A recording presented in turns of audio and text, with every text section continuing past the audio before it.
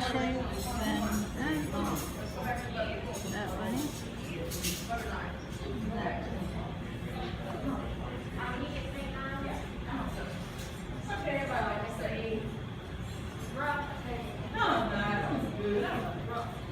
Put my foot down. I sent Cheyenne to get vinegar Yeah, she just said. with the memo that it's not social hours because you know he's back there. Right.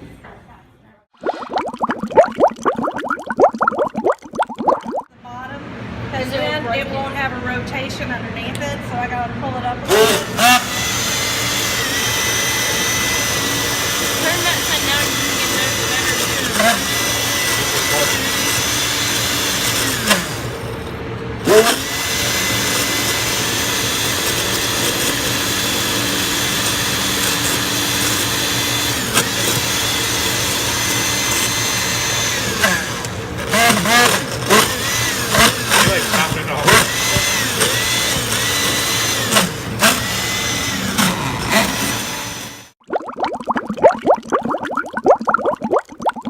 Who wants to ask this next question y'all came up with? What is, I guess I will. What is the good definition for the hospitality industry and a hospitality course? What should we be learning and what should we be taught? Well, I think, and this isn't a textbook definition, this is kind of a definition I have for the hospitality industry, but it's an industry where we provide produced goods as services. Our goods are the services we provide, and being able to provide good customer service and a hospitable place for our customers to come to, hospitable being part of hospitality, is what the industry is about. The industry is a service industry, and the service or the goods, the products we provide is good service, hospitable service. And the only way to do that is by providing our customers with good service, going above and beyond and overachieving by exceeding what the customers are expecting.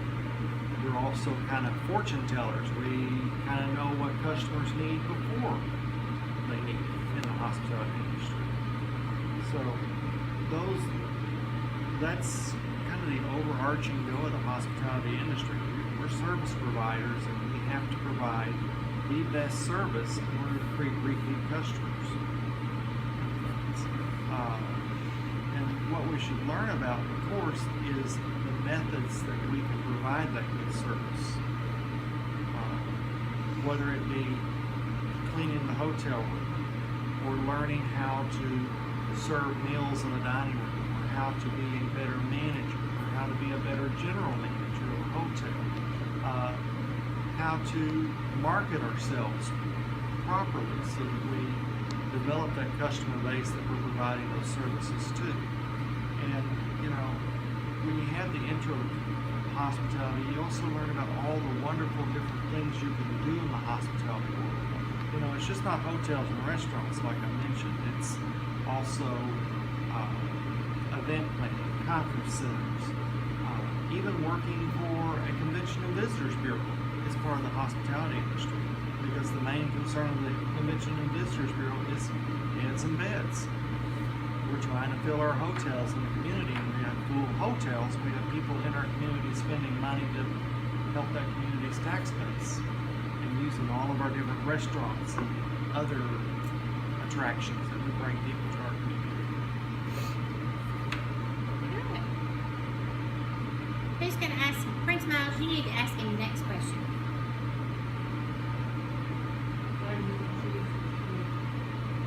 Why did you choose this field?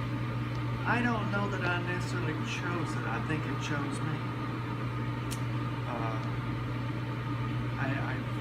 I've always enjoyed working with individuals, helping them achieve their goals, but I think the reason why I like this industry the most is it's never the same thing twice. It's always something new and different, and presents me with a new challenge all the time. you don't get that in some of the other fields like accounting. We try and be accretive.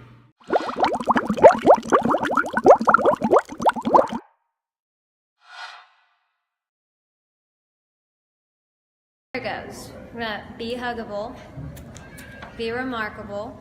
We want to romance the guest. We want to be a lifelong learner. We want to pick up clues and deliver the unexpected. Is that right? We want to have a capital idea, hence, of course, Capital Hotel, because this is an amazing idea to build it. A big thing is let no one leave unhappy. If that ever happens to you, we want to do as much as you can to recover. Nobody likes to leave angry, right? No, we don't want them to leave angry. So, huggable, remarkable, lifelong learner. We want to romance the guests, like we've mentioned. Pick up clues, deliver the unexpected. Let no one leave unhappy. Have a capital idea. And never choose easy over right. And that's where the assumption part comes in. So, do not assume. Yay! There we go. I did it.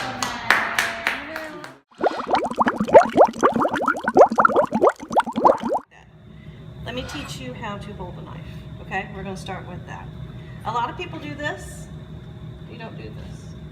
If you do this, you don't have control on your knife. You need to keep it just like this. This is called the bolster right here, and that's where you need to hold it, okay?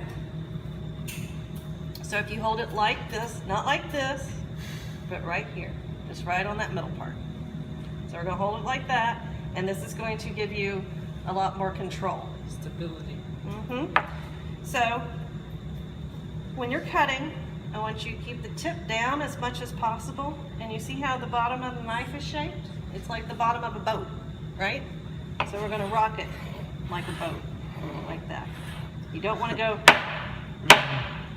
when you're cutting, you wanna rock it nicely. If you do it like you just showed us, it will damage the bottom of the plate.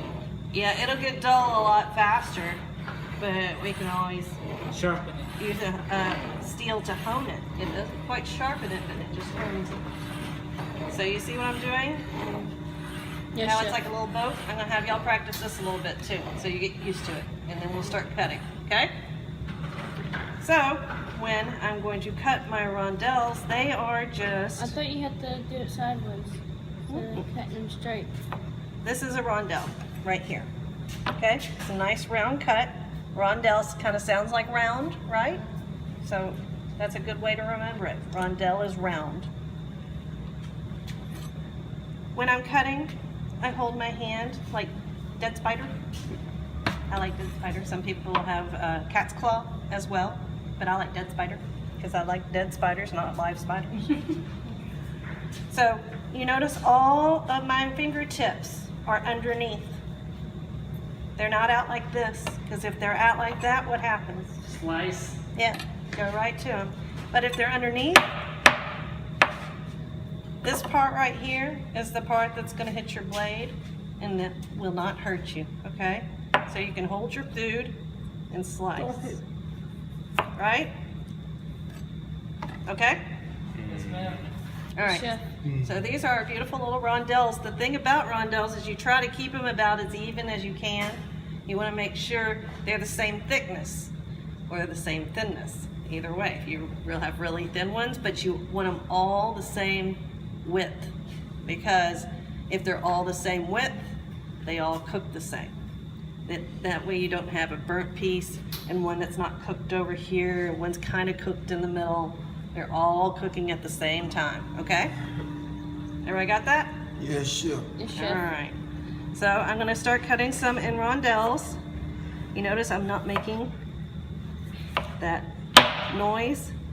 You wanna keep it kind of quiet.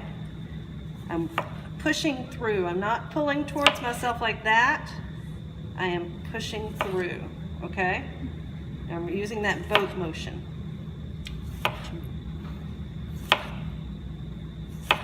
I've never heard the boat thing before. I like that. It makes sense. It makes sense. Okay, this half of it, I'm gonna do the diagonals. It's basically The same thing as this one, all you do is turn your knife a little bit. So you're gonna hold it, you're gonna push through. Hold it, push through. And it makes these nice, pretty long pieces. This is good when you're serving vegetables, like on the side of something. Like, say you have like chicken on your plate and then you want to fan them out and make them look pretty. Like that, after they're cooked. And you can do all different colors, like you have a carrot and a zucchini and a squash. So you have little green and orange and yellow, and you can play with the colors. So this is what we call diagonal or bias cut. This is what we call rondelle. So these are the two we're going to work on today, okay?